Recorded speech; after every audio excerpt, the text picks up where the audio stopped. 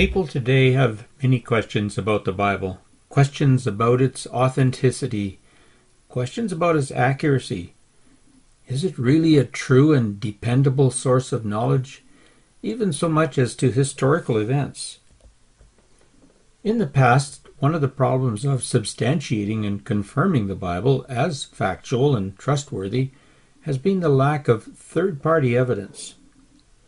However, in the last couple of 100 years or so, archaeologists have been hard at work uncovering some very important pieces of information, which are tools by which you can finally put this question to rest and prove it to yourself. One of these tools or discoveries has been the Pilate Inscription.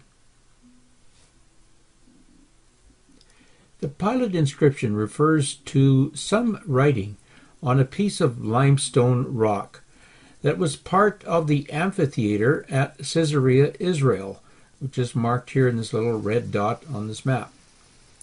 The inscription is thought to be associated with the dedication of a building to Tiberius Caesar Augustus. Several years ago, we visited this discovery site at Caesarea on the Sea and had an opportunity to photograph this replica of the inscription as well as its translation, and we'll be referencing this just a little while later in this presentation. The significance of this piece of rock is simply this. A Roman official named Pontius Pilate is named in the Bible no less than 56 times in 54 verses, usually in connection with an event that is paramount to the very Christian belief itself, and that is the crucifixion of Jesus Christ. Now, the problem is that for centuries there was little reference to this individual outside of the pages of the Bible, and no official records in the annals of Rome, and no archaeological confirmation that such an individual ever existed. So the question is then, was the Bible wrong? Was this individual named Pilate a real living first century person and Roman official, or was this person simply the result of some biblical writer's imagination?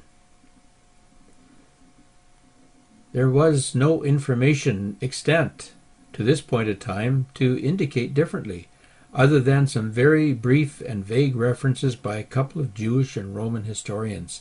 But then in 1961, some Italian archaeologists digging in the area of Caesarea came across this rock containing this inscription.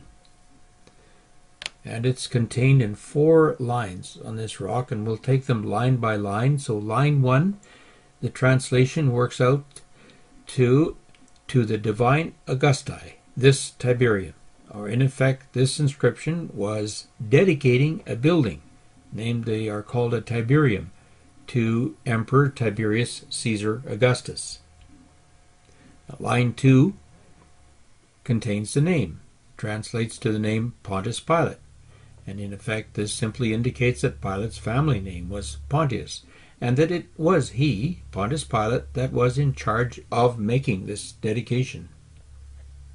The third line translates to prefect of Judea, or in effect indicating that Pilate's position was that of governor of Judea, which is what prefect means. And the fourth line says, has dedicated this, or in effect this inscription had to do with a dedication. So putting it all together, it reads something like this: to the divine Augusti, Pontius Pilate, prefect or governor of Judea, has dedicated this Tiberium, or this building. And looking at the plaque that we had photographed or shown the photograph of a few slides ago, it looks like this: Pontius Pilate, the prefect of Judea, erected a building dedicated to the Emperor Tiberius. So what this tells us is that this inscription confirms the accuracy of biblical references to Pilate. And we're going to take just a couple of examples of those 56 references that the Bible contains. And the first one we take is from Matthew 27, verse 2, and these are from the King James Version. And we see that it references there this individual, calls him by name Pontius Pilate, and this cross-checks with the name contained in the inscription, Pontius Pilate. And the next couple of words in that verse is the governor, Pontius Pilate the governor, and this cross-checks with what is contained in the inscription, prefect or governor.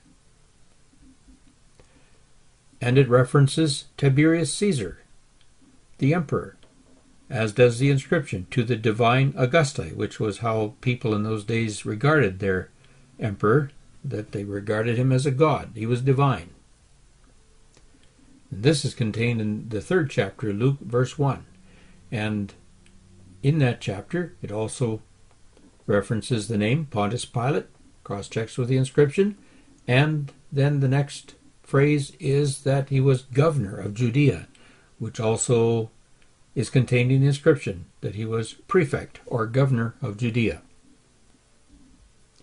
So, in summary, what this tells us is that in spite of Roman efforts to confine the memory of this man to oblivion, a chance discovery by dedicated archaeologists uncovered this stone, which gives testimony to the fact that, firstly, Pilate was a very real, living, powerful person who existed just as the Bible says in the time period of Jesus Christ.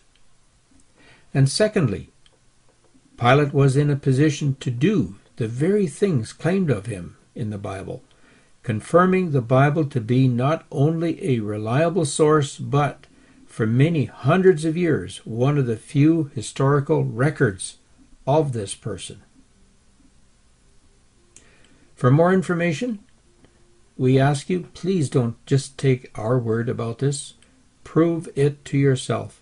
Check out the sources. Go to your computer. Google things like the Pilate Inscription, Pilate, Tiberius, etc. and check out for yourself the information that comes up on your screen. We have a couple of websites here, keytobibletruth.com and richardbereans.com, where you can go for more information. Thank you for listening.